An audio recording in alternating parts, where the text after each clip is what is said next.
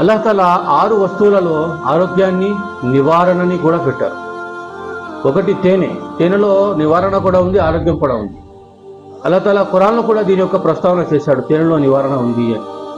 2 జంజం యొక్క నీళ్లు, జంజం, ఇందులో కూడా అల్లాహ్ తాలా ఆరోగ్యాన్ని నివారణని పెట్టాడు. ఈ నీళ్లు ఇబ్రాహీం అలైహిస్సలాతు వస్సలాం యొక్క త్యాగం, హాజరా అలైహిస్సలాతు వస్సలాం యొక్క తపన, ఇస్మాయిల్ అలైహిస్సలాతు వస్సలాం యొక్క దాహం. అల్లాహ్ తాలా దీన్ని బయట తీసుకొచ్చాడు. 3 కలవంజిలో కూడా అల్లాహ్ తాలా ఆరోగ్యాన్ని నివారణని పెట్టారు. ప్రవక్త ముహమ్మద్ సల్లల్లాహు అలైహి వసల్లం గారు తెలియజేశారు, మరణం తప్ప ప్రతి వ్యాధికి నివారణని ప్రసాదించేది కలవంజి అన్నారు. 4 ఖురాన్ యొక్క తిలావత్, ఖురాన్ యొక్క పారాయణం, ఖురాన్ని చదవడం, అర్థమయ్యే భాషలో చదవడం, అర్థం కాని భాషలో చదవడం కాదు, అర్థమయ్యే భాషలో చదవడం వలన దానివల్ల కూడా మీకు నివారణ ఉంటుంది. ఎందుకంటే అది అవగాహన అవుతుంది, దాని మీద మీరు ఆచరణ చేస్తారు కాబట్టి. 5 హిజామా చేయించడంలో కూడా చాలా నివారణ ఉంది, ఆరోగ్యం ఉంది.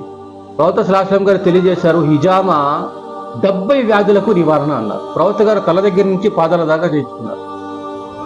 6 వర్షపు నీళ్ళని పట్టుకుని తాగడం, కురిసే వర్షపు నీటిని పట్టుకొని తాగడం. హజరత్ అలీ రదియల్లాహు తఆలా గారు అయితే వర్షపు నీటిని పట్టుకొని స్టోర్ పెట్టుకొని అందులో తేనె కలుపుకొని తాగేవారు.